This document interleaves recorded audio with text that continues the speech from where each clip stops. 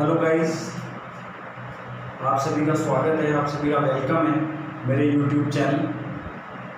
और मैं सुमित खांडल आपके लिए दोबारा से लेके हाजिर हुआ हूँ। जो भी अपना चल रहा था पार्टनरशिप का टॉपिक आरबीएससी की बुक और चैप्टर फर्स्ट से, तो मैं आज के वीडियो में आपको न्यूमेरिकल क्वेश्चन, जैसा कि मैंने आपको पिछले वीडियो में बोला था, वो न्यूमेरिकल क्वेश्चन कराऊंगा। और वो न्यूमेरिकल क्वेश्चन लेने से पहले मैं आपको बता दूं कि अगर आपने अभी तक मेरे चैनल को सब्सक्राइब नहीं किया है तो प्लीज़ सब्सक्राइब कीजिए और बेल आइकन को प्रेस कीजिए, ताकि मेरे आगे आने वाले वीडियोस की फर्दर नोटिफिकेशन आपको मिलती रहे। इसी के साथ अपन आगे बढ़ते हैं।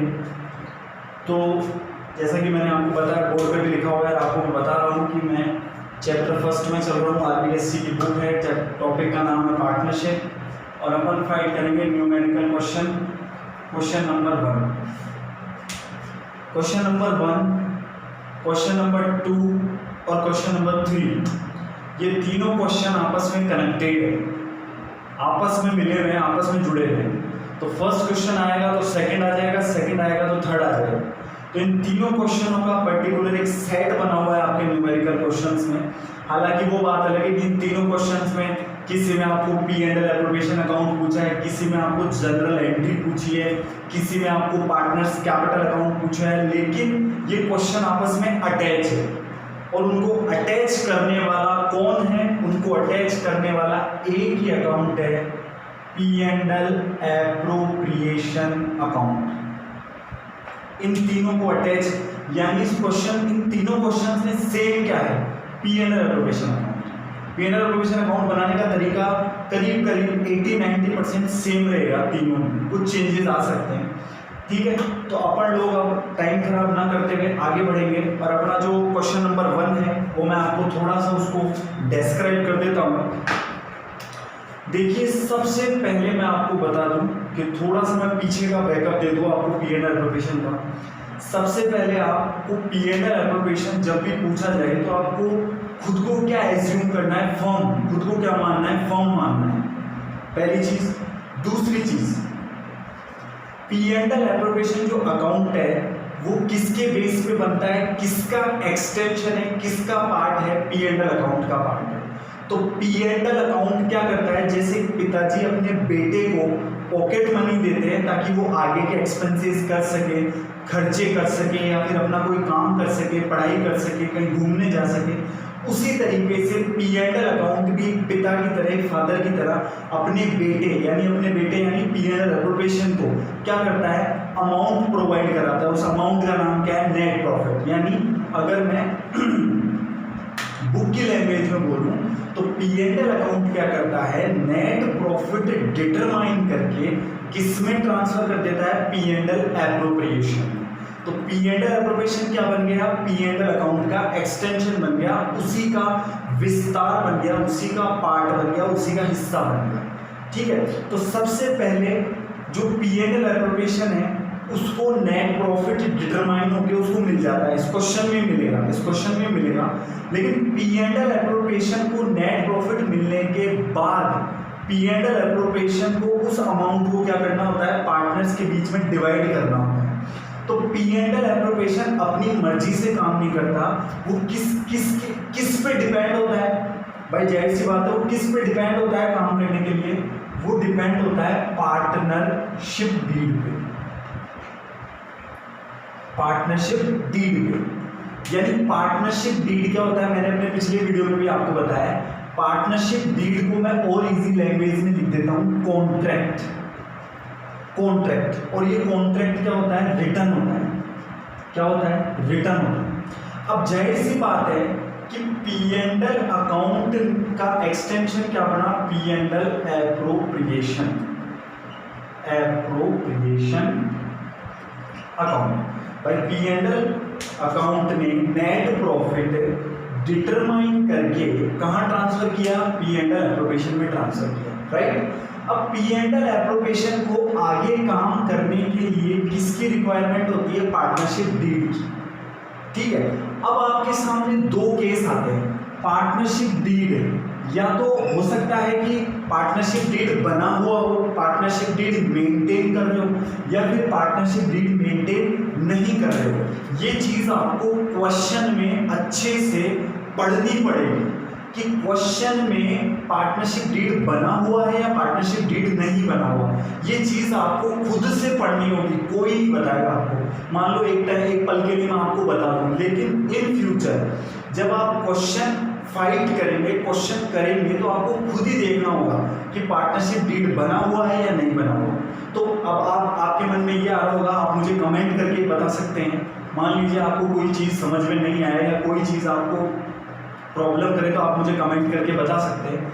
पार्टनरशिप डीड दो केस हो सकते हैं। देखो, पार्टनरशिप डीड क्या होता है? रिटर्न कॉन्ट्रैक्ट होता है। क्या होता है? रिटर्न कॉन्ट्रैक्ट होता है। क्यों बनता है? ताकि फ्यूचर में पार्टनर्स के बीच में, बिटवीन द पार्टनर या अमंग द पार्टनर, मैंने आपको बताया था मिनिमम कितने पार्टनर हो सकते हैं? 2, और मैक्सिमम कितने हो सकते हैं? 50।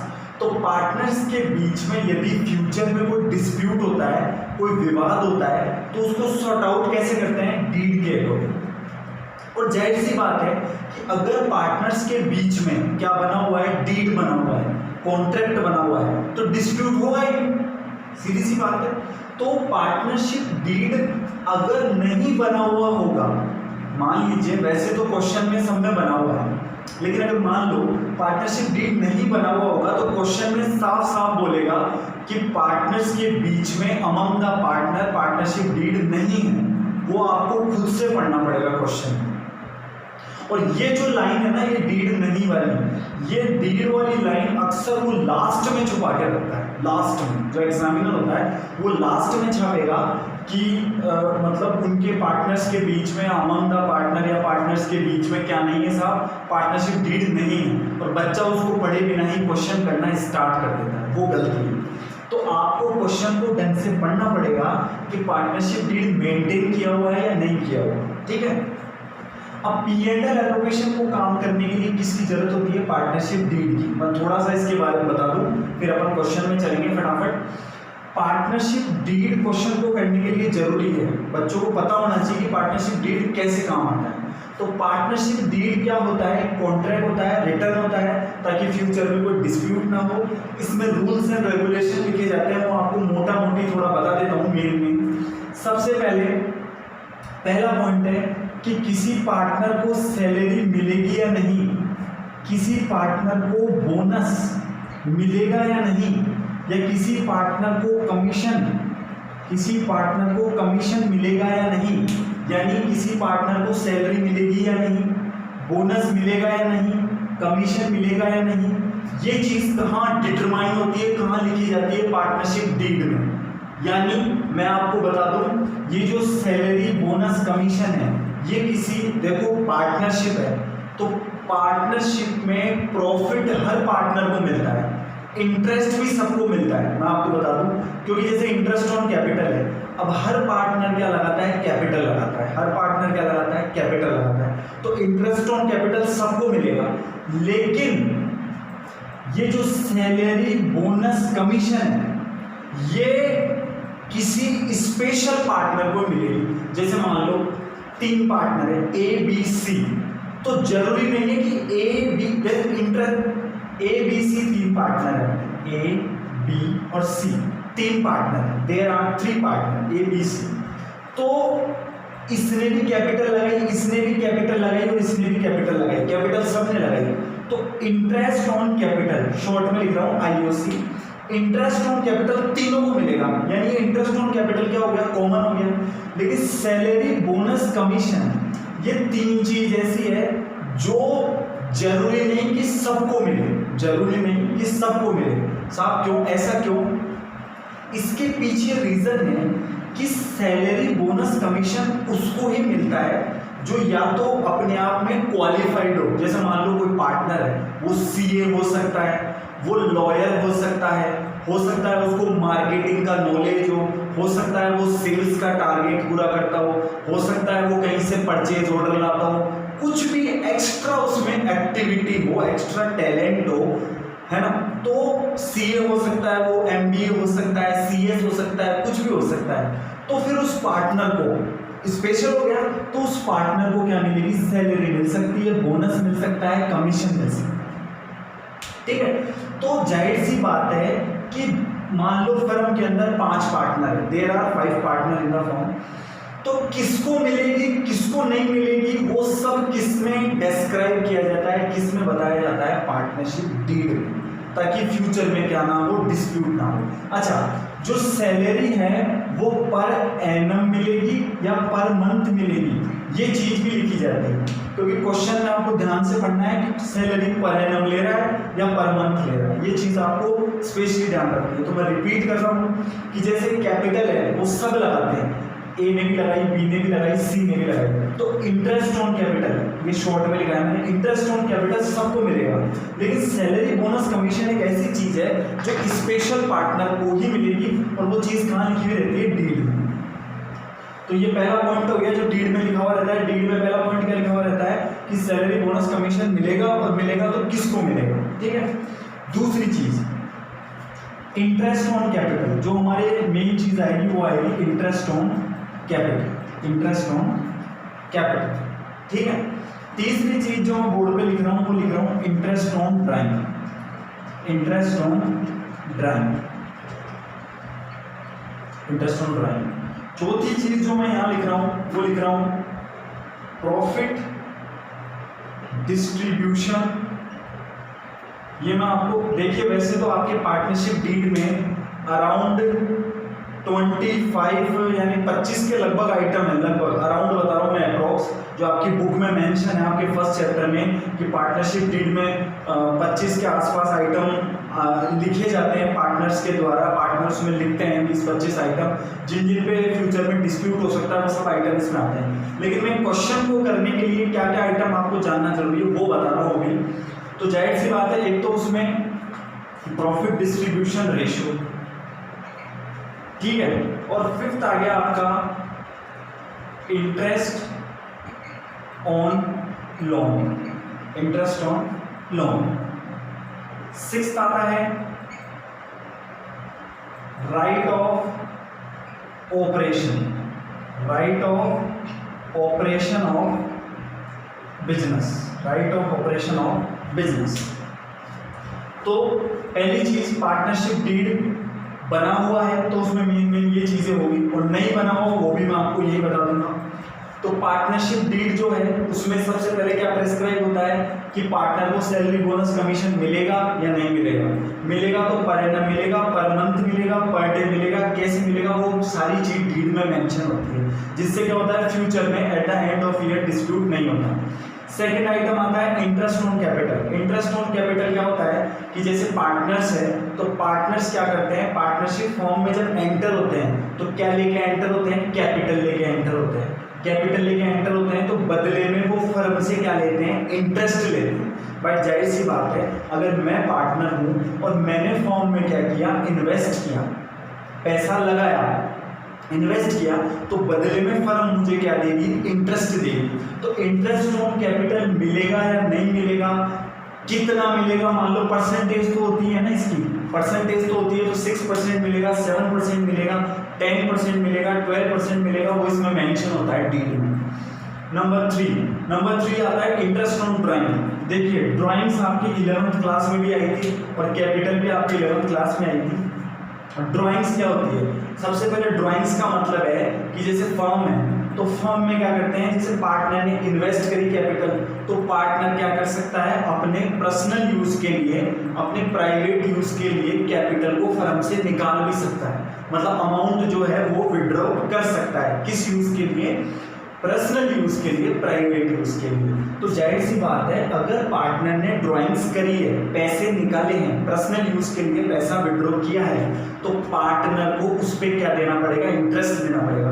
भाई जब मैंने इसमें क्या हो रहा है, इसमें सेकेंड पॉइंट में क्या हो रहा है, इंटरेस्ट ऑन कैपिटल में पार्टनर ने कैपिटल इन्वेस्ट करे तो पार्टनर इंटरेस्ट लेगा, राइट। लेकिन इस थर्ड पॉइंट में क्या हो रहा है, पार्टनर ने इन्वेस्ट नहीं किया, थर्ड पॉइंट में पार्टनर ने विड्रॉ किया है, पैसा निकाला है पर्सनल यूज के लिए, प्राइवेट यूज के लिए, निजी प्रयोग के लिए, व्यक्तिगत प्रयोग के लिए, तो पार्टनर ने पैसा निकाला है, तो अब इंटरेस्ट देने की बारी किसकी है? पार्टनर की।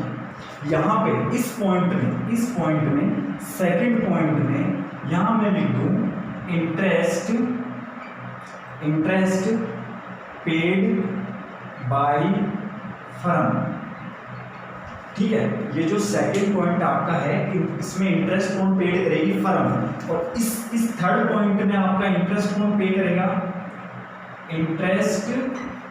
Interest paid by partner, interest paid by partner. यानी सेकंड पॉइंट में आपका डीड में साफ साफ लिखा हुआ रहेगा कि इंटरेस्ट ऑन कैपिटल कितना % देना है। तो यहाँ पे जो कैपिटल किस में लगाई है? फर्म में लगाई है, तो इंटरेस्ट कौन देगी? फर्म देगी। किसको देगी? पार्टनर को देगी।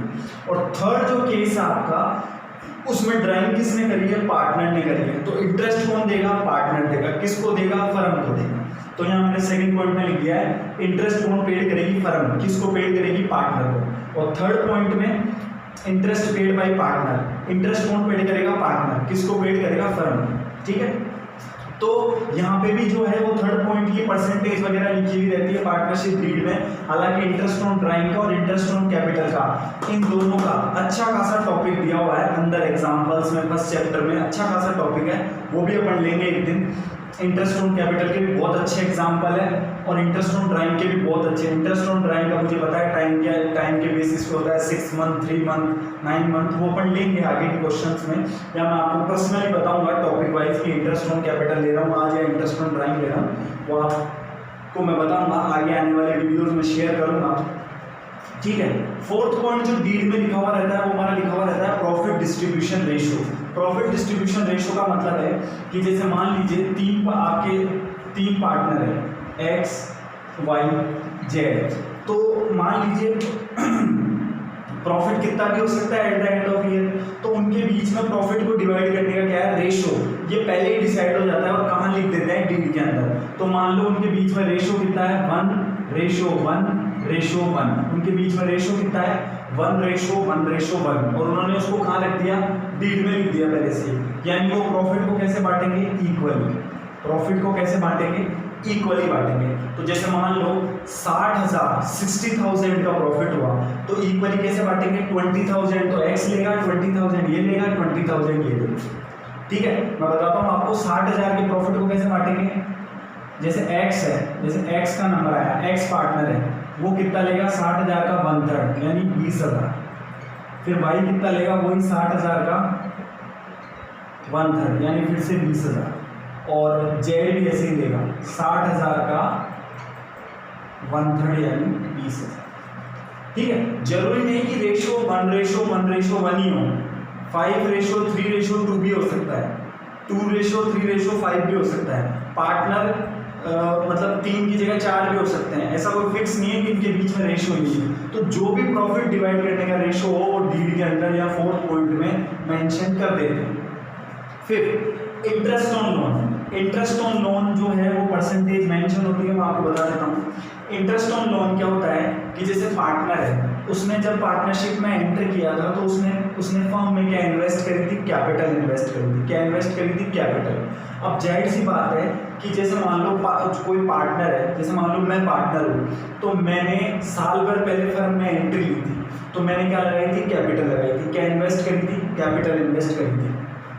ठीक है, अब साल भर के बाद मेरे पास थोड़ा पैसा और आ गया, मान लो मेरे पास 50 लाख रुपए आ गया कहीं से मेरे खुद के, तो फर्म को क्या चाहिए? लोन चाहिए।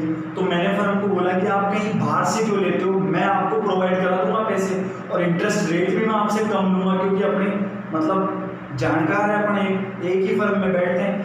तो जाहिर सी बात है, अगर मान लो किसी पार्टनर ने फर्म को कैपिटल के अलावा, अदर देन कैपिटल के अलावा अगर फर्म को कोई अमाउंट दिया है एज ए लोन, तो उसको कितना % ब्याज फर्म देगी?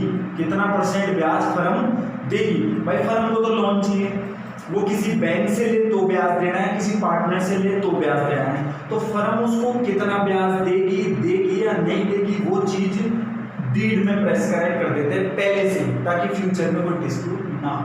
और last and final, right of operation business. Right of operation of business, अगर मान लो डीड बना हुआ है तो डीड में क्या होता है कि पहले से ही प्रेस्क्राइब कर दिया जाता है कि जैसे मान लो एक्स वाई जेड 3 पार्टनर है, तो हम डीड में लिख देते हैं कि साहब जो बिजनेस को ऑपरेट करने का राइट होगा, जो बिजनेस को ऑपरेट करने का अधिकार होगा, वो किसका होगा साहब, एक्स और वाई का ही होगा, या सिर्फ एक्स का ही होगा, या सिर्फ जेड का ही होगा। यानी अपन उनको चूज करके, चुनाव करके, इलेक्शन करके उनको चेयरपर्सन बना देते हैं और उसमें ये मेंशन कर देते हैं कि लास्ट जो फाइनल डिसीजन कौन करेगा साहब, एक्स और वाई करेंगे, और वो डिसीजन सबको मानना होगा।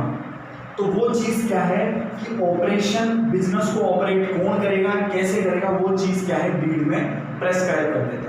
हालांकि पार्टनरशिप डीड बहुत बड़ा है, 22 या 25-26 बातें होती है, लेकिन जैसे जैसे पार्टनरशिप खत्म होती जाएगी, 4 चैप्टर है इसके, वैसे वैसे सारे पॉइंट क्लियर होते जाएंगे। ठीक है, तो ये जो मैंने आपको 1 से लेकर 6 तक पॉइंट बताए, ये तो तब है जब पार्टनरशिप डीड बना हुआ हो। अब मैं आगे ले रहा हूँ, आपका क्वेश्चन भी बनता है इसमें से, अब मैं आपका आगे ले रहा हूँ शॉर्ट में, क्योंकि अपने क्वेश्चन करना है। अब मैं आपको आगे बताता हूँ। हाँ जी,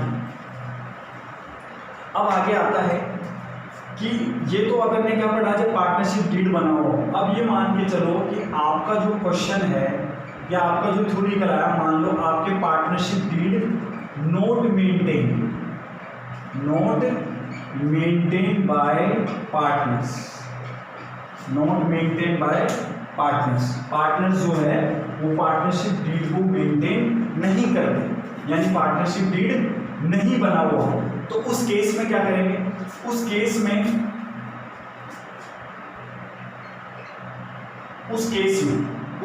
क्या होगा,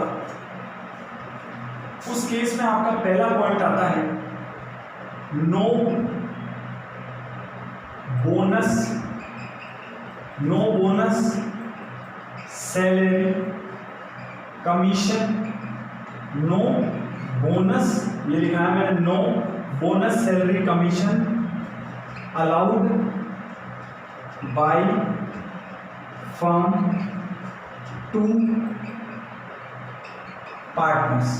यानी जो फर्म है वो पार्टनर्स को क्या नहीं देगी, ना तो बोनस देगी, ना सैलरी देगी, ना कमीशन देगी, कुछ नहीं मिलेगा, कुछ नहीं, क्योंकि उन्होंने क्या नहीं बना रखा, पार्टनरशिप डीड मेंटेन नहीं किया हुआ है, तो उनको नो बोनस सैलरी, इसको शॉर्ट में लिख सकते हैं BSC, नो BSC, इसको शॉर्ट में कैसे लिख सकते हैं, नो BSC, यानी no bonus salary commission allowed by firm to partners. Second point आता है, no interest on capital allowed by firm to partners. यानी जो है वो पार्टनर्स ने कैपिटल लगाई है, हमको पता है पार्टनर्स ने कैपिटल लगाई है, लेकिन उन्होंने क्या नहीं बनाया, डीड नहीं बनाया, तो इनको इंटरेस्ट ऑन कैपिटल नहीं मिलेगा। तीसरा, no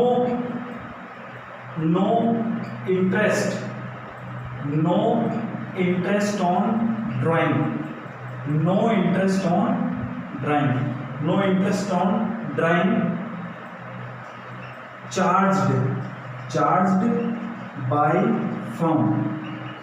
charged by firm on partners drawing। यानी पार्टनर्स ने जो ड्राइंग्स करी है, पार्टनर्स ने जो पैसे निकाले हैं पर्सनल यूज के लिए, उस पर किसी तरह का कोई इंटरेस्ट चार्ज नहीं करेगी। कौन नहीं करेगी, फर्म। कि जब interest on capital he allow नहीं कर रही, तो इंटरेस्ट ऑन ड्राइंग भी चार्ज नहीं करेंगे। ठीक है। फोर्थ पॉइंट है, जो प्रॉफिट डिस्ट्रीब्यूशन रेशो होगा, जो प्रॉफिट डिस्ट्रीब्यूशन रेशो होगा वो क्या हो जाएगा, इक्वली, क्या हो जाएगा, इक्वली। यानी अगर आप डीड बनाते तो आपका प्रॉफिट डिस्ट्रीब्यूशन रेशो कुछ भी हो सकता था। जैसे मान लो 3 पार्टनर है तो 5:3:2 में डिवाइड कर सकते थे, या 4:3:2 में डिवाइड कर सकते थे। लेकिन आपने डीड नहीं बनाया तो आपको प्रॉफिट कैसे डिवाइड करना पड़ेगा, इक्वली ही डिवाइड करना पड़ेगा, चाहे कुछ भी हो जाए। ठीक है। फिफ्थ पॉइंट होता है, फिफ्थ पॉइंट है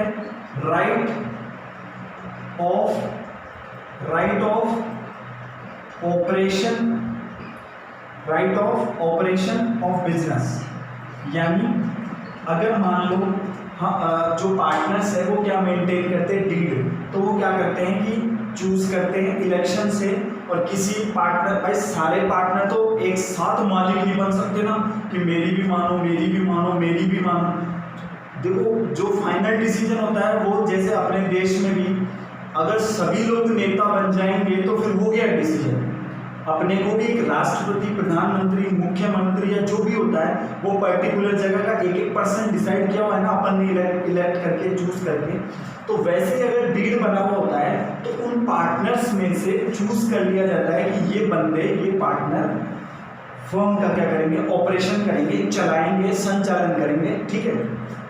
लेकिन अगर मान लो मेंटेन ही नहीं किया, पार्टनरशिप डीड बनाया ही नहीं, तो अब तो सबको राइट है, सब फर्म को क्या कर सकते हैं, ऑपरेशन कर सकते हैं। भाई आपने प्रधानमंत्री चुनाएंगे, आपने मुख्यमंत्री चुनाएंगे, तो अब सब प्रधानमंत्री है, सब मुख्यमंत्री है। तो ऐसा थोड़ी होता है। तो जाहिर सी बात है कि जो अपना इंडियन पार्टनरशिप एक्ट 1932 है, उसने ये डिसाइड किया कि अगर आप डीड नहीं बनाते तो आप सबके सब पार्टनर क्या कर सकते हैं, बिजनेस को ऑपरेट कर सकते हैं। जो बिजनेस की बुक्स है, जो बिजनेस के अकाउंट्स है, उसको देख सकते हैं, उसकी फोटोकॉपी ले सकते हैं। ठीक है। और लास्ट पॉइंट अपना आता है, इसको मैं थोड़ा मिटा देता हूं ऊपर से। हाँ जी, अपना जो लास्ट पॉइंट आता है वो आता है 6 पॉइंट, वो आता है interest on loan. Interest on loan है वो है @6% पर एनम। अगर आपने डीड बना रखा है, अगर पार्टनर ने डीड बना रखा है, और अगर मान लो किसी पार्टनर ने कैपिटल के अलावा फर्म को क्या दे रखा है, लोन दे रखा है, तो डीड बना हुआ है तो वो डीड में लिख देते हैं कि इंटरेस्ट ऑन लोन साहब 10% इंटरेस्ट देंगे, 20% देगी फर्म के, 12% देगी, 15% देगी, कितना देगी। लेकिन अगर मान लो डीड ही नहीं बनाया तो फिर इंडियन पार्टनरशिप एक्ट 1932 ने क्या डिसाइड किया कि मान लीजिए आप डीड बनाते तो आप 6% या 16% दो, हमें क्या मतलब है। लेकिन अगर आप डीड नहीं बनाते, डीड मेंटेन नहीं करते, तो इंटरेस्ट ऑन लोन जो पार्टनर को मिलता है, इंटरेस्ट लोन किसने दिया, पार्टनर ने, तो इंटरेस्ट कौन देगी, फर्म देगी। भाई लोन किसको दिया, फर्म को दिया, तो फर्म ही देगी इंटरेस्ट। तो अगर मान लो डीड नहीं बना हुआ तो उस पार्टनर के साथ, भाई चलो पार्टनर ये मानने को तैयार है कि मुझे मेरी कैपिटल पे इंटरेस्ट मत दो, डीड नहीं बना हुआ कोई बात नहीं, लेकिन इंटरेस्ट ऑन लोन पे तो दो। लोन अगर मैं तुम किसी और से भी लेते तो क्या उसको भी नहीं देते क्या? मान लो बैंक से लेते और डीड नहीं बना हुआ तो क्या बैंक को इंटरेस्ट नहीं देते? बैंक तो लेता। तो वही बात है कि इंटरेस्ट ऑन लोन जो है वो अगर मान लो डीड मेंटेन है तो परसेंटेज पहले से मेंटेन होगी तो उस हिसाब से हो जाएगा। अगर डीड मेंटेन नहीं है तो मैक्सिमम 6% पर एनम, प्रति वर्ष, पर एनम यानी प्रति वर्ष के हिसाब से किसी भी पार्टनर को इंटरेस्ट ऑन लोन फर्म दे सकती है। अब वो पार्टनर पे डिपेंड है कि वो 6% से कम भी कर सकता है, 5, 4, 3, 2, 1, या फिर माफ भी कर सकता है कि मुझे इंटरेस्ट नहीं चाहिए, तुम तो मुझे प्रिंसिपल यानी मूलधन ही दे दो। ठीक है, वो पार्टनर पे डिपेंड है। लेकिन मैक्सिमम, ये मैक्सिमम बता रहा हूं मैं, मैक्सिमम इस केस में 6% पर एनम। तो ये अपना थोड़ा सा पार्टनरशिप डीड का मैंने आपको इंट्रोडक्शन दे दिया है। और अब अपन क्वेश्चन नंबर 1 की तरफ बढ़ते हैं। ठीक है, क्वेश्चन नंबर 1 का अपन आज ओनली P&L एप्रोप्रिएशन अकाउंट बनाएंगे, फिर उसके बाद अपन उसका पार्टनर्स कैपिटल भी लेंगे और उसके बाद उसकी जनरल एंट्री भी लेंगे। ठीक है, तो मैं क्वेश्चन नंबर 1 की तरफ बढ़ता हूँ। आप लोगों को मेरा वीडियो कैसा लग रहा है कमेंट करके बताइए, आप लोगों को जो भी। हाँ जी, अब हमारा जो क्वेश्चन नंबर 1 है वो पढ़ लेता हूँ। क्वेश्चन नंबर 1 में बेसिकली जो हमारे को पूछा है, क्वेश्चन नंबर 1 में हमारे को पूछा है, एक तो P&L एप्रोप्रिएशन अकाउंट पूछा है, एक पार्टनर्स कैपिटल अकाउंट पूछा है, और डिस्ट्रीब्यूशन ऑफ प्रॉफिट यानी एक जर्नल एंट्री पूछी है डिस्ट्रीब्यूशन ऑफ प्रॉफिट की। तो मैं मैक्सिमम आपको P&L एप्रोप्रिएशन बनवाऊंगा अभी। और जैसा कि अपन ये पार्टनरशिप डीड शुरू करने से पहले मैं आपको बता रहा था कि P&L एप्रोप्रिएशन को स्टार्ट होने के लिए नेट प्रॉफिट की रिक्वायरमेंट होती है। वो रिक्वायरमेंट किससे पूरी हो जाती है? P&L अकाउंट से पूरी हो जाती है। उसके बाद P&L एप्रोप्रिएशन को काम करने के लिए, उस नेट प्रॉफिट को बांटने के लिए किसको क्या देना है, किस पार्टनर से क्या लेना है, वो चीज़ डिसाइड करने के लिए किसकी रिक्वायरमेंट होती है? पार्टनरशिप डीड की। तो जब पार्टनरशिप डीड के लिए मना करना होगा ना, तो क्वेश्चन में साफ मना किया हुआ होगा। उस केस में आपको सैलरी नहीं देनी, बोनस नहीं देना, इंटरेस्ट ऑन कैपिटल नहीं देना, इंटरेस्ट ऑन प्राइम नहीं करना। इंटरेस्ट ऑन प्राइम मतलब interest on prime firm charge नहीं करेगी। प्रॉफिट कैसे बटेगा साहब? इक्वली बटेगा। ठीक है, तो इस जो क्वेश्चन नंबर 1 है इसमें ऐसा कुछ नहीं लिखा हुआ कि पार्टनर्स के बीच में डीड बना हुआ नहीं है। तो हम ये मान के चलेंगे कि डीड बना हुआ है, क्योंकि जब तक क्वेश्चन वाला मना नहीं करे ना, जब तक आपको नहीं मानना कि अगर मान लो क्वेश्चन में कुछ नहीं लिखा हुआ तो ये मान के चलना है डीड बना हुआ है, तो नॉर्मल क्वेश्चन होगा। सैलरी भी देंगे, इंटरेस्ट ऑन कैपिटल भी देंगे, इंटरेस्ट ऑन प्राइम भी चार्ज होगा, प्रॉफिट भी रेशियो सब डिसाइडेड होगा पहले से। ठीक है, लेकिन डीड कब नहीं बना हुआ ये कौन डिसाइड करेगा? क्वेश्चन, हम नहीं। ठीक है, तो क्वेश्चन में अगर मना किया हुआ हो कि डीड नहीं बना हुआ तभी मानना है, अदरवाइज नहीं मानना। तो इस क्वेश्चन में ऐसा कुछ नहीं है, तो मैं ये मान के चल रहा हूँ डीड बना हुआ है। तो इस क्वेश्चन में लिखा हुआ है, राम, क्वेश्चन पढ़ देता हूँ मैं। Ram, Mohan and Sohan were partner in a firm. Their capital on 1 January 2016 वर 40,000, 60,000, 1 लाख। यानी राम, मोहन और सोहन 3 पार्टनर है। उनकी कैपिटल 1 जनवरी, फर्स्ट ऑफ जनवरी मतलब उनका फाइनेंशियल ईयर 1 जनवरी से स्टार्ट हो रहा होगा। वैसे 1 अप्रैल होता है, लेकिन अपने को तो क्वेश्चन के अकॉर्डिंग चलना है। 1 जनवरी को उनकी ओपनिंग कैपिटल कितनी थी? 40,000, 60,000 एंड 1 लाख रेस्पेक्टिवली क्रमशः। Before division of profit Ram is entitled for salary of 12,000 and Mohan rupees 18,000 per annum. Per annum यानी राम को साल भर के मिलेंगे 12,000 और मोहन को साल भर के मिलेंगे 18,000 पर एनम। अब देखिए सैलरी की बात हो रही है ना, इसका मतलब डीड बना हुआ है। ठीक है, अब मैं इस क्वेश्चन को पूरा पढ़ूंगा। कभी कभी क्या होता है, क्वेश्चन वाला बोल देता है सैलरी देनी है, इंटरेस्ट ऑन कैपिटल देना है, और लास्ट में ये लाइन लिख देता है कि उनके बीच में डीड नहीं है। अब अगर बच्चे ने क्वेश्चन को ध्यान से नहीं पढ़ा तो वो P&L एप्रोप्रिएशन में सैलरी भी दे देगा, इंटरेस्ट ऑन कैपिटल भी दे देगा, जो कि बहुत बड़ी गलती है। भाई अपने को क्वेश्चन सारा पढ़ना चाहिए। मान लो वो ऊपर ऐसे बोल दे, जो भी क्वेश्चन है उसमें ऐसे बोल दे कि सैलरी देनी है और इंटरेस्ट ऑन कैपिटल इतना इतना देना है, तो सैलरी इतनी इतनी देनी है, और लास्ट में लाइन छाप दे कि उनके बीच में क्या नहीं बना हुआ? डीड नहीं बना हुआ। तो उस केस में अपन सैलरी कहाँ से देंगे? इसलिए क्वेश्चन को ध्यान से पढ़ना चाहिए। ठीक है, interest is allowed on capital at the rate 10% per annum. जो इंटरेस्ट ऑन कैपिटल है वो 10% पर एनम है। Out of net divisible profit, बस यहाँ से मैं थोड़ी देर बाद पढ़ूंगा। क्वेश्चन को मैं अभी तक कहाँ तक सॉल्व करा रहा हूँ, एक तो सैलरी, फिर भी पढ़ देता हूँ क्या होता है डीड के बारे में क्या लिखा हुआ। Out of net divisible profit, first ₹40,000 will be divided in their capital ratio and the balance of profit is to be divided equally. The profit of the firm for the year ending 31 December 2016, देख लो year कब से शुरू हो रहा है? 1 जनवरी से, तो and कब होगा? 31 दिसंबर को। ₹1,20,000 before making all the above adjustment. यानी P&L अकाउंट ने साल के एंड में कितना नेट प्रॉफिट डिटरमाइन किया है? 1,20,000, 1,20,000। ठीक है, prepare P&L appropriation account and partners capital account on 31 December 2016 and pass a general entry for distribution of profit. तो अपन स्टार्ट करेंगे P&L appropriation, P&L appropriation account, P&L appropriation account for the year ended. अपना साल कब खत्म हो रहा है इस क्वेश्चन में? 31 दिसंबर 2016 है शायद, राइट 2016।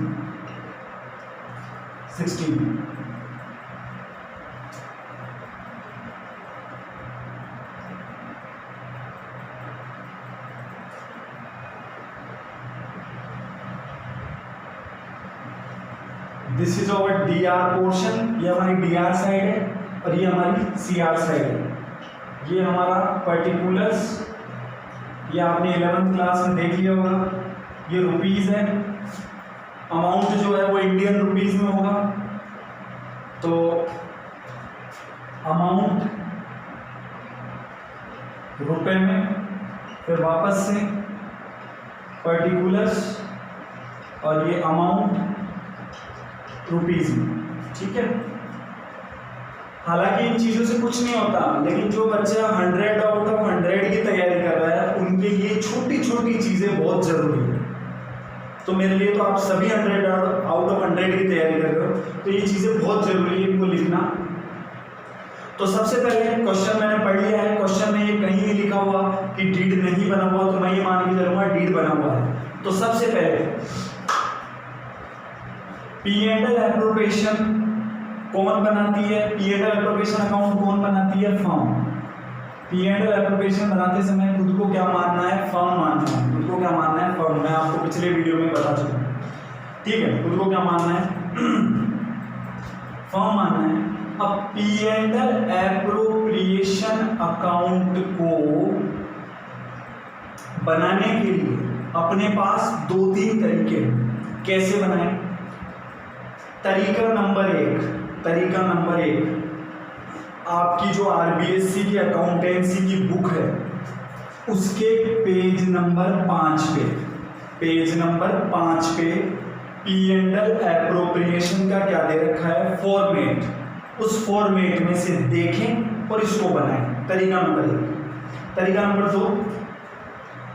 नंबर 2 है आपके आरबीएससी की अकाउंटेंसी की बुक में जो पेज नंबर 5 और 6 उस पे आपको जनरल एंट्रीज भी दे रखी है पी एंड एल एप्रोप्रिएशन की। उन जनरल एंट्रीज की पोस्टिंग करके इसको बनाएं। और तरीका नंबर जो 3 है उसका कोई पेज नंबर नहीं है। तरीका नंबर 3 है 11वीं क्लास में चलें। 11वीं क्लास में कैसे चलें? 11वीं क्लास में हमने क्या सीखा था? All expenses are DR, all losses are DR, all incomes are CR, all profits are CR. तो तरीका नंबर 1 है कि आप फॉर्मेट को फॉलो करें। तरीका नंबर 2 है जनरल एंट्री बना के पोस्टिंग करें। और तरीका नंबर 3 है 11th क्लास के according all expenses are DR, all incomes are CR. तो अभी जो है स्टार्टिंग है तो मैं बिल्कुल नॉर्मल तरीके से कराऊंगा, ठीक है।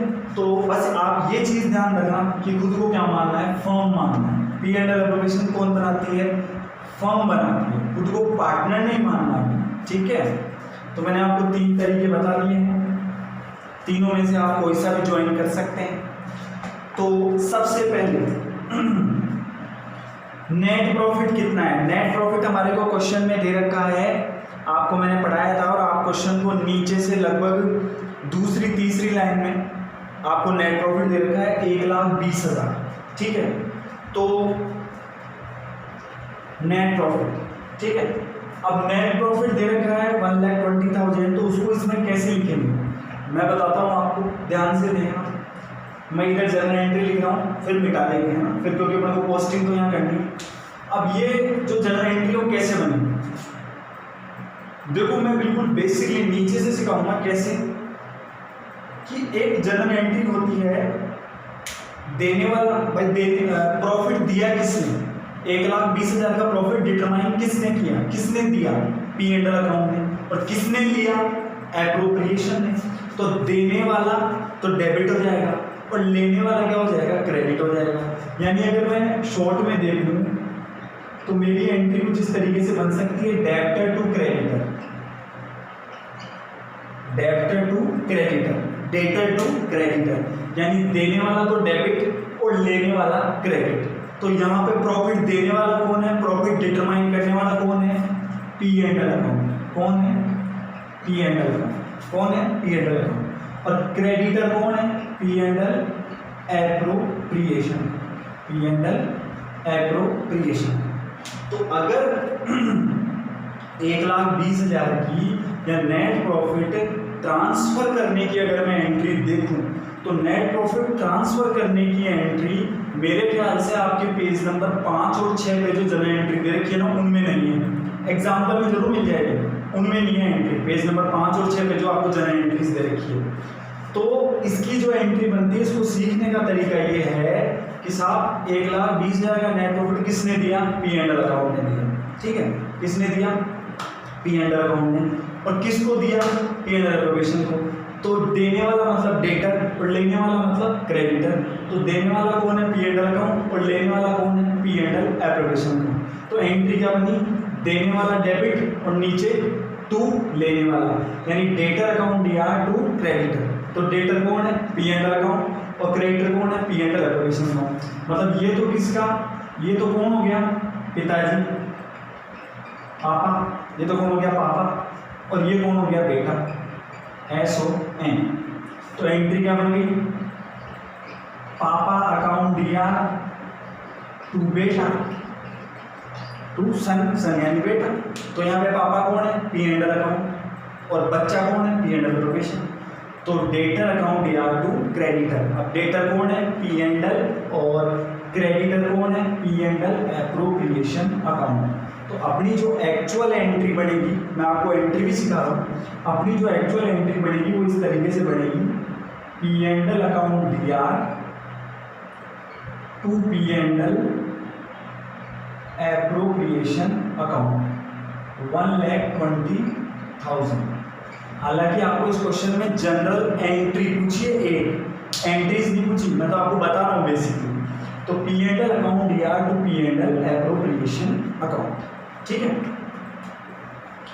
तो अब इस एंट्री, जैसे एंट्री मैंने कर दी, ठीक है, अब एंट्री करने के साथ साथ आपको एंट्री की नरेशन भी आनी चाहिए। नरेशन मतलब उस एंट्री का introduction.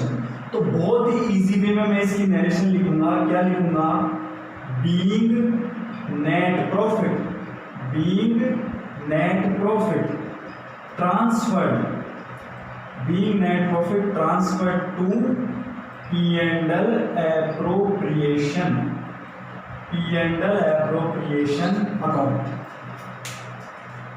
Being net profit transferred to, being net profit transferred to P&L appropriation account.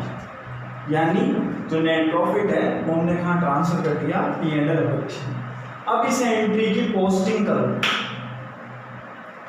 भाई देखो, आप मुझे बताए 1,20,000 रुपये का प्रॉफिट है। मैंने आपको 3 तरीके बताए P&L एप्रोप्रिएशन बनाने के। तरीका नंबर 1, पेज नंबर 5 पे जो फॉर्मेट है उसमें आप साफ साफ देख लो, यहाँ लिखा हुआ है प्रॉफिट। इधर भी लिखा हुआ है to P&L to interest on capital, लेकिन मेरा प्रॉफिट है। इधर जो P&L आएगा वो लॉस वाला आएगा, यहाँ प्रॉफिट है। तो फॉर्मेट में ऐसे लिखा हुआ है बाई P&L अकाउंट, और अपना प्रॉफिट कितना है? 1,20,000। और यहाँ क्या लिखा हुआ है ब्रैकेट में? Net profit for the year, net profit for the year, और net profit for the year. ठीक है, तो एक तो फॉर्मेट में से आप देख लो कि आप नेट प्रॉफिट को कहाँ लिखते हैं? CR साइड में लिखते हैं और बाई P&L के नाम से लिखते हैं। ये तो है फॉर्मेट में से देखना। तरीका नंबर 2, जनरल एंट्री जो उसी फॉर्मेट के नीचे दे रखी है, पेज नंबर 6 पे भी है। जनरल एंट्री आपकी ये वाली नहीं दे रखी है वहाँ पे, पेज नंबर 5 और 6 पे। तो इसकी पोस्टिंग करनी आनी चाहिए आपको। अपनी जनरल एंट्री क्या बन रही है? P&L अकाउंट या टू P&L एप्रोप्रिएशन। तो P&L एप्रोप्रिएशन में क्या पोस्टिंग जाएगी? By P&L। क्या जाएगी? By P&L account. भाई P&L अकाउंट, इसका नाम कहाँ लिखेगा? टू में। तो ये P&L का नाम कहाँ लिखेगा? बाई में। तो P&L एप्रोप्रिएशन ने यहाँ पोस्टिंग कर दी। दूसरा तरीका हो गया। तरीका नंबर 3 बहुत ही ईजी है। क्या? 11वीं क्लास में क्या करते थे? All incomes are CR, all profits are CR। तो मैंने क्या किया? प्रॉफिट को CR कर दिया। अच्छा, वो प्रॉफिट किसने दिया? भाई अपने को कोई पैसे देता है तो अपन उसका नाम लिखते हैं ना। तो P&L एप्रोप्रिएशन को पैसे कौन दे रहा है? P&L अकाउंट, उसने उसका नाम लिख दिया। ठीक है, तो ये अपना प्रॉफिट आ गया। अब मैं आगे बढ़ रहा हूँ। 3 तरीके हैं, आप तीनों में से कोई से भी कर सकते हैं। ये अपना हो गया, ये बहुत जरूरी चीज़ है, ये पहले आती है, क्योंकि जब तक पी एंड एल एप्रोप्रिएशन के पास पैसे ही नहीं होंगे तो वो फिर वो कहाँ से तो सैलरी देगा, कहाँ से इंटरेस्ट ऑन कैपिटल देगा। लेकिन अब ये चीज़ ध्यान रखो कि पी एंड एल ने अपनी सारी जिम्मेदारी, सारी ड्यूटी, सारी रेस्पॉन्सिबिलिटी किसको ट्रांसफर कर दी है, पी एंड एल एप्रोप्रिएशन को ट्रांसफर कर दी है। अब अगर इन फ्यूचर कोई भी चीज़ देनी है पार्टनर्स को तो कौन देगा, पी एंड एल एप्रोप्रिएशन देगा। कोई भी चीज़ लेनी है पार्टनर्स से तो कौन लेगा, पी एंड एल एप्रोप्रिएशन। ठीक है, चलिए आगे बढ़ते हैं। तो वापस से सवाल की स्टार्टिंग में आओ। सवाल की करीब आप तीसरी लाइन में देखेंगे तो देखो सेकंड लाइन में आपको कैपिटल दे रखी है, तो कैपिटल का यूज होगा, लेकिन वो कहाँ होगा, पार्टनर्स कैपिटल अकाउंट में होगा। अभी अपन बना रहे हैं, और जाहिर सी बात है आपको मैंने बता दिया था P and L appropriation account कौन से नेचर का होता है, नॉमिनल नेचर का। कौन से नेचर का होता है, नॉमिनल नेचर का। ठीक है, नॉमिनल नेचर का मतलब है इसमें इनकम आती है और एक्सपेंस आते हैं, इनकम्स आती है और एक्सपेंस आते हैं, कैपिटल वगैरह नहीं होती। ठीक है ना। कैपिटल अकाउंट क्या होता है, पर्सनल होता है। कैपिटल अकाउंट क्या होता है, पर्सनल, तो वो पार्टनर्स के पर्सनल अकाउंट में आएगी। ये फर्म का चल रहा है। ठीक है, फिर हम आगे बढ़ते हैं कि डीड में लिखा हुआ है, डीड तो बना हुआ है, कंफर्म है कि राम को कितनी सैलरी मिलेगी, राम को मिलेगी 12,000 पर एनम और मोहन को मिलेगी 18,000 पर एनम। ठीक है, तो मैं यहाँ लिख सकता हूँ टू। अब वापस से आते हैं, सैलरी कैसे लिखें भाई, ये तो कंफर्म है, डीड बना हुआ है और डीड बनाने के लिए मना भी नहीं किया, यानी डीड बना हुआ है, सैलरी देनी है। सैलरी को कैसे लिखें, वो 3 तरीके, या तो फॉर्मेट में देख लो, 2 में लिखी हुई है सैलरी, पेज नंबर 5 या 6 पे आपकी सैलरी की एंट्री हो सकती है, जितना मुझे याद है 7वें नंबर पे एंट्री हो सकती है आपकी, कमीशन या सैलरी की लमसम मुझे याद है, तो उससे उस सैलरी की एंट्री की पोस्टिंग कर सकते हैं। और तीसरा तरीका 11वीं क्लास का, all expenses are D R, all incomes are C R. तो सैलरी, ठीक है, जो आपकी सैलरी है वो सैलरी है, जो आपकी सैलरी है वो जो आपकी सैलरी है, तो आगे बढ़ते हैं। सैलरी को अपन 3 तरीके से लिख सकते हैं, जैसा कि मैंने आपको बताया। पहला तरीका फॉर्मेट के अकॉर्डिंग 2 साइड में आएगी। दूसरा तरीका जनरल एंट्रीज, पेज नंबर 6 पे 7वें नंबर की एंट्री है लगभग या, तो उसकी पोस्टिंग कर सकते हैं। तीसरा तरीका all expenses are D R, all incomes are C R. अब तरीका कोई सा भी हो 2 में आएगा, तो मैं इसकी जनरल एंट्री कैसे करेंगे वो बताता हूँ मैं आपको, ताकि दोनों क्लियर हो जाए, फॉर्मेट और जनरल एंट्री। अब जो जिम्मेदारी है, जो रेस्पॉन्सिबिलिटी है, जो ड्यूटीज है, वो कौन पूरी करेगा, पी एंड एल या P and L appropriation, comment करके बताना। अब जो ड्यूटीज है वो कौन पूरी करेगा, पी एंड एल एप्रोप्रिएशन। ये मान के चलो कि पी एंड एल ने अपनी सारी जिम्मेदारियां किसको दे दी, पी एंड एल एप्रोप्रिएशन को दे दी। तो अब आगे सैलरी कौन देगा, पार्टनर सैलरी मांग रहे, पार्टनर किसको बोल रहे हैं, पी एंड एल अकाउंट को बोल रहे हैं। पी एंड एल अकाउंट ने बोला देखो जी अब मैंने अपना सारा किसको ट्रांसफर कर दिया है, एप्रोप्रिएशन को, आप उससे बात कर लो। कई बार होता नहीं क्या, जैसे अपन किसी से अंकल से बात कर रहे हैं तो अंकल क्या बोलते हैं, यार मेरे को देखो समझ में नहीं आता, बच्चे से बात करो। ठीक है, तो वही बात है। तो पहला तरीका क्या है कि अब रिपीट कर रहा हूं मैं आपको कि मैंने आपको थोड़ी देर पहले 10-15-20 मिनट पहले एक चीज बताई थी कि क्वेश्चन में पार्टनर कितने हैं, 3, राम, मोहन और सोहन, राइट। सैलरी सिर्फ किसको मिल रही है, 2 जनों, 2 पार्टनर्स को मिल रही है। एक तो मिल रही है किसको, राम को, और एक किसको मिल रही है, मोहन को, सोहन को नहीं मिल रही। तो मैंने आपको बोला था कि जो बोनस सैलरी कमीशन है वो किसी स्पेशल पार्टनर को मिलती है। हो सकता है जिनको मिल रही है वो कोई स्पेशल टाइप का काम करते हो, या फिर वो कोई टारगेट वगैरह पूरा करते हो, या फिर वो कोई एक्स्ट्रा क्वालिफाइड हो सकते हैं, कुछ भी हो सकते हैं। तो यहाँ पे सैलरी किस किस को मिल रही है, किस किस को मिल रही है, सैलरी मिल रही है अपने, एक तो राम को मिल रही है और एक मोहन को मिल रही है। ठीक है, तो अब सैलरी मांगने चले तो मांगेंगे किससे, पी एंड एल ने बोला साहब एप्रोप्रिएशन से बात कर लो। तो यहाँ पे सैलरी देगा कौन, पी एंड एल नहीं देगा, पी एंड एल ने तो अपना नेट प्रॉफिट किसको ट्रांसफर कर दिया, एप्रोप्रिएशन को। तो यहाँ पे सैलरी जब देने का नंबर आता है, पैसे किसके पास पड़े हैं, एप्रोप्रिएशन के पास। तो अब देगा कौन? एप्रोप्रिएशन देगा। तो पहले पिछली इस एंट्री में देने वाला कौन था? पी एंड एल अकाउंट, ठीक है। लेकिन अब देने वाला बदल चुका है। अब देने वाला कौन बन गया है? एप्रोप्रिएशन, क्योंकि पैसे किसके पास है अभी? एप्रोप्रिएशन के पास। तो यहाँ पे एंट्री क्या बनेगी? P and L appropriation account DR. अच्छा, दूसरी चीज मैं आपको फिर से रिपीट कर रहा हूँ कि बोनस, सैलरी और कमीशन, बोनस, सैलरी और कमीशन ये आपका किसी स्पेशल पार्टनर को ही मिलता है, सबको नहीं मिलता। वो डील पे डिपेंड है, देखो सबको भी मिल सकती है, लेकिन अभी जैसे मैंने थोड़ी देर पहले आपको जो चीज़ बताई थी वो क्वेश्चन में आ गई है, सबको नहीं मिल रही सैलरी। तो salary, bonus, commission special partner को मिलती है जो स्पेशल टैलेंटेड होते हैं, क्वालिफाइड होते हैं, कोई टारगेट वगैरह पूरा करते हैं, उनको मिलती है। तो यहाँ पे जो टारगेट, जो भी स्पेशल पार्टनर है जिनको सैलरी मिल रही है वो राम को और मोहन को मिल रही है। तो यहाँ पे हमें एंट्री क्या बनेगी? अब कौन देगा सैलरी? एप्रोप्रिएशन देगा, क्योंकि पी एंड एल ने तो उसको ट्रांसफर कर दिया। किस किस को मिलेगी? एक तो राम्स सैलरी, और एक किसको मिलेगी? एक तो राम को मिलेगी और एक मोहन सैलरी, मोहन सैलरी, ठीक है। पहले देने वाला कौन था? पी एंड एल अकाउंट, लेने वाला कौन था? एप्रोप्रिएशन। अब पैसा किसके पास पड़ा है? एप्रोप्रिएशन का। तो डीड के अकॉर्डिंग अब देने वाला कौन बन गया? एप्रोप्रिएशन, और लेने वाले कौन बन गए? पार्टनर। यानी पार्टनर जो पहले पी एंड एल से बात करते थे, अब पी एंड एल ने वो रेस्पॉन्सिबिलिटी किसको दे दी? एप्रोप्रिएशन को। तो पार्टनर को किससे बात करनी पड़ेगी? किससे डील करनी पड़ेगी? एप्रोप्रिएशन से। तो ये एंट्री बन चुकी है। ये एंट्री आपको पेज नंबर 6 पे मिल जाएगी, 7वें नंबर पे एंट्री लिखी हुई है, ठीक है। तो फॉर्मेट में भी आ जाएगा अभी, ठीक है। तो कितनी कितनी सैलरी है? 12,000 और 18,000, 12,000 और 18,000, टोटल हो गया 30,000, टोटल हो गया 30,000।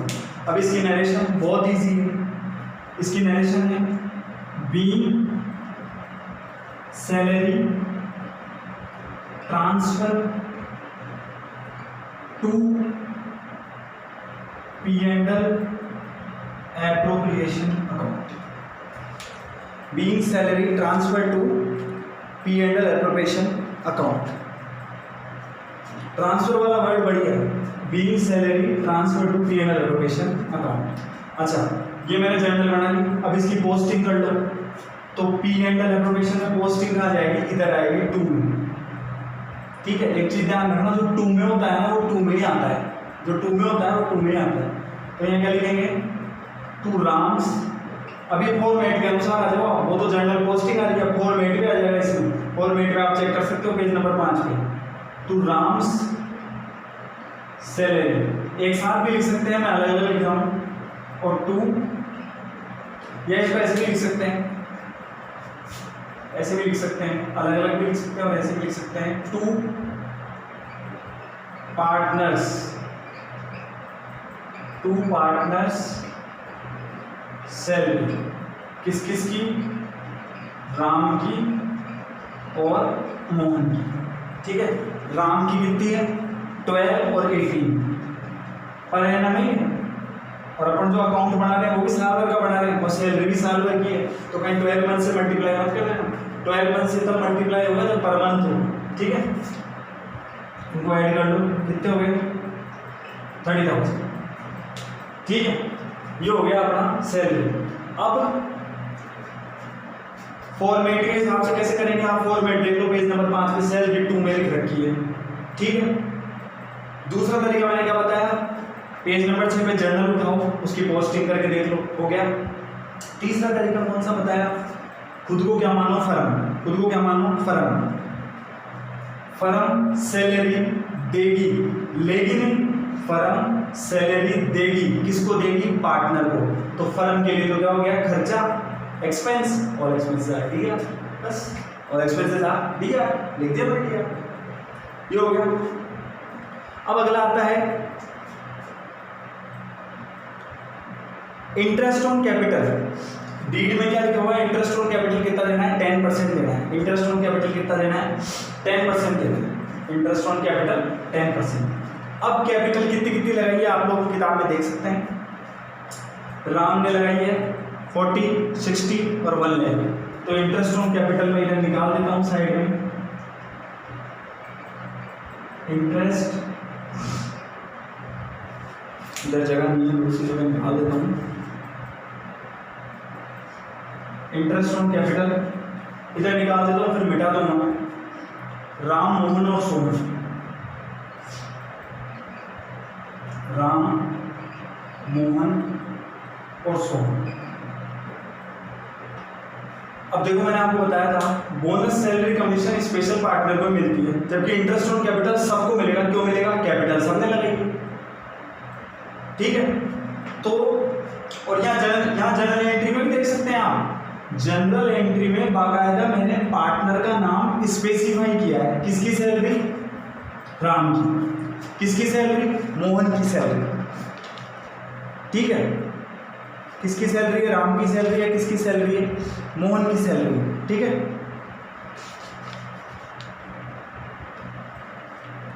तो आगे बढ़ते हैं हम। हाँ, जबकि अभी मैं सैलरी की बात कर रहा था, तो सैलरी में नेम स्पेसिफाई किया जाता है कि किसको मिल रही है, उसका नेम स्पेसिफाई किया जाता है। क्यों? जो चीज सबको मिलती है वहां किसी का नाम नहीं लिखते ऐसे जनरल एंट्री में, लेकिन जो चीज शायद मैं उल्टा बोल गया, जो चीज जैसे 3 पार्टनर है, 3 में से 2 को ही मिल रही है, तो उन 2 का नाम स्पेसिफाई किया जाएगा। किसी एक को ही मिल रही है तो एक का नाम स्पेसिफाई किया जाएगा। लेकिन जैसे इंटरेस्ट ऑन कैपिटल है, वो तो सबको मिल रहा है, तो वहाँ पे जनरल एंट्री में किसी का नाम स्पेसिफाई नहीं होगा। आप एंट्री चेक कर सकते हैं इंटरेस्ट ऑन कैपिटल की, पेज नंबर 5 पे दूसरी एंट्री है मेरे ख्याल से, दूसरी जनरल एंट्री है। तो इंटरेस्ट ऑन कैपिटल में निकाल के बता देता हूँ कितना कितना आएगा। राम ने कितनी लगाई है? 40, 60 और 1 लाख। राम ने कितनी लगाई है? 40, 60 और 1 लाख। और कितना कितना परसेंट है? 10%।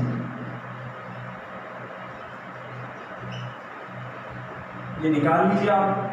ये कितना आ गया? 4000, ये आ गया आपका 6000 और ये आ गया आपका 10,000। 4, 6 और 10। अब दोनों में क्या अंतर है?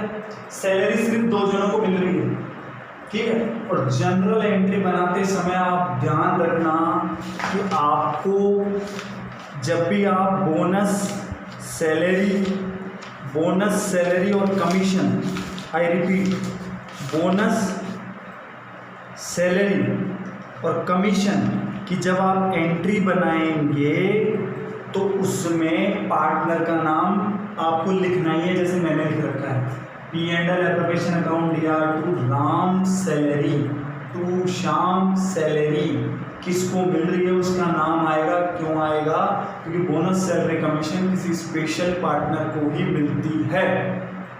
जबकि इंटरेस्ट ऑन कैपिटल की जब मैं एंट्री लिखूंगा वो सबको मिल रहा है, तो उसमें किसी का नाम नहीं लिखा जाएगा, ठीक है।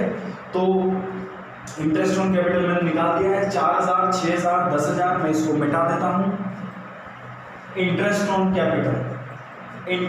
कैपिटल की एंट्री मैं इधर लिख देता हूँ या ऊपर लिख देता हूँ, इसको मिटा देता हूँ। इंटरेस्ट ऑन कैपिटल, हाँ जी,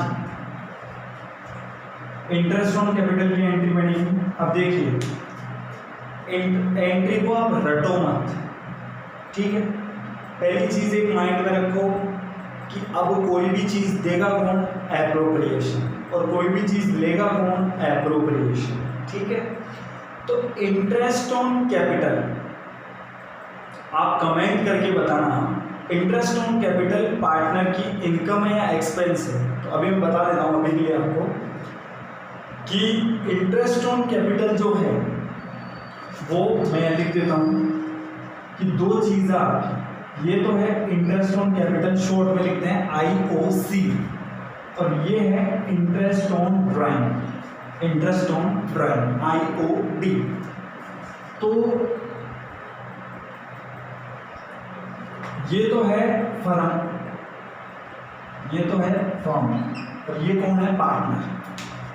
ये तो है फर्म और ये है partner, P for partner. Interest on capital firm के लिए क्या है, एक्सपेंस, क्या है एक्सपेंस, और पार्टनर के लिए क्या है, इनकम, पार्टनर के लिए क्या है, income. Interest on drawing firm के लिए क्या है, इनकम, और पार्टनर के लिए क्या है, एक्सपेंस। ये चीज आपको जानना जरूरी है, ठीक है, तो मैंने लिख दिया है, ठीक है। तो इंटरेस्ट ऑन कैपिटल, कैपिटल किसने लगाई थी, पार्टनर ने, तो इंटरेस्ट ऑन कैपिटल कौन लेगा, पार्टनर, तो पार्टनर की इनकम और फर्म का खर्चा। इंटरेस्ट ऑन ड्राइंग, ड्राइंग किसने करी, पार्टनर ने, तो इंटरेस्ट कौन देगा, पार्टनर देगा, तो पार्टनर के लिए हो गया खर्चा और फर्म के लिए हो गई इनकम, ठीक है। तो P&L एप्रोप्रिएशन को इंटरेस्ट ऑन कैपिटल देना पड़ेगा, क्योंकि आप जानते हैं P&L एप्रोप्रिएशन बनाते समय खुद को क्या मानना है, फर्म मानना है, ठीक है। तो फर्म मानना है, तो इंटरेस्ट ऑन कैपिटल फर्म के लिए क्या है, खर्चा। तो एंट्री भी आप देख सकते हैं। अच्छा, देगा कौन इंटरेस्ट ऑन कैपिटल, भाई खर्चा है, भाई फर्म के लिए खर्चा है, तो खर्चा करना तो पड़ेगा। फर्म के लिए एक्सपेंस है, तो एक्सपेंस करना तो पड़ेगा। तो P&L एप्रोप्रिएशन, वो खर्चा करेगा कौन, भाई इंटरेस्ट ऑन कैपिटल फर्म के लिए क्या है, खर्चा, तो वो खर्चा करेगा कौन, एप्रोप्रिएशन ही करेगा, क्योंकि P&L तो करेगा नहीं। तो एप्रोप्रिएशन तो बनेगा देने वाला, तो P&L एप्रोप्रिएशन अकाउंट डेबिट, ये एंट्री आप देख भी सकते हैं पेज नंबर 5 और 6 पे। और 2, अब यहाँ पे किसी भी पार्टनर का नाम नहीं लिखा जाएगा, क्यों, क्योंकि इंटरेस्ट ऑन कैपिटल सबको मिलता है। कॉमन कोई चीज जो सबके बीच में, वहां नॉमिनेट नहीं करना है। जहां स्पेशल आइटम हो, स्पेशल आइटम किस किस में होता है, बोनस, सैलरी और कमीशन, वहां आपको नॉमिनेट करना है। तो यहाँ आपको नॉमिनेट नहीं करना है, सीधा सीधा लिखना है P&L appropriation account debit to interest on capital, ठीक है। और कितना कितना आया था मैं आपको बता देता हूँ। सबसे पहले 10% के हिसाब से निकाला था, तो 4000, 6000, 10,000। दोबारा से निकाल देता हूँ मैं, जो है वो राम, कौन कौन है पार्टनर, राम, मोहन और सोहन, राम, मोहन और सोहन। 40,000 राम की, 60,000 मोहन की और 1 लाख सोहन की, ठीक है। इनका 10% निकाल लीजिए आप। इसका 10% 4,000,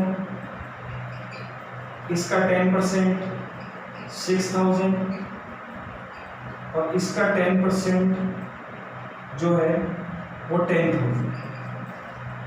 राम ने कितने लगाए, तो कॉमन आइटम हो गया ना, कैपिटल तीनों ने लगाई है, तो तीनों जने इंटरेस्ट लेंगे, देंगे नहीं, कैपिटल भी दे दी और इंटरेस्ट भी देंगे, पॉसिबल नहीं है। कैपिटल दी है तो इंटरेस्ट लेंगे, तो फर्म का क्या हो गया, खर्चा, और पार्टनर की क्या हो गई, इनकम। तो 4,000 तो राम लेगा इंटरेस्ट, मोहन लेगा 6,000 और सोहन लेगा 10,000। टोटल कितना हो गया, 20। टोटल कितना हो गया, 20। यहाँ सीधा आप एंट्री के सामने लिख दीजिए 20, 20, 20, 20। दोबारा से बता देता हूँ, सैलरी की जो एंट्री करी थी थोड़ी देर पहले, देखो एंट्रियाँ तो कई दे रखी है, लेकिन अभी अपन एप्रोप्रिएशन की बात करें। तो सैलरी में अपन ने पार्टनर का नाम लिखा, कैसे लिखा, P&L एप्रोप्रिएशन अकाउंट दिया, to Ram's salary, to Mohan salary, वह नाम लिखा, या नाम नहीं लिखा।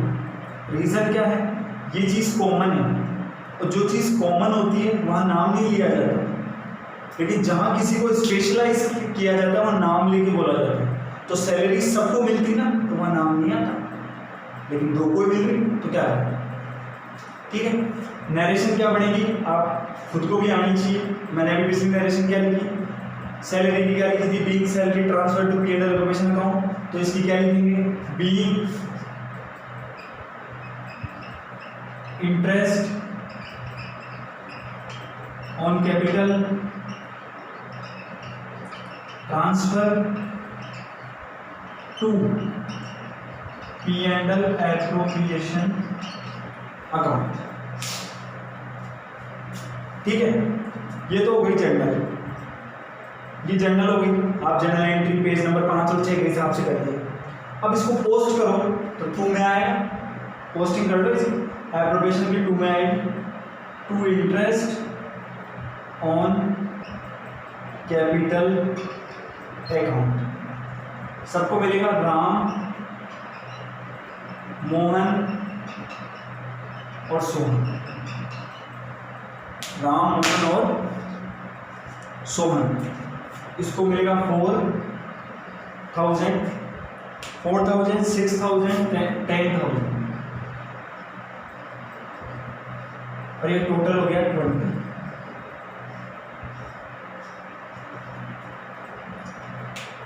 ठीक है, ये इंटरेस्ट ऑन कैपिटल। तो मैंने आपको पीरियड एलोकेशन बनाने के कितने तरीके बताए थे? 3।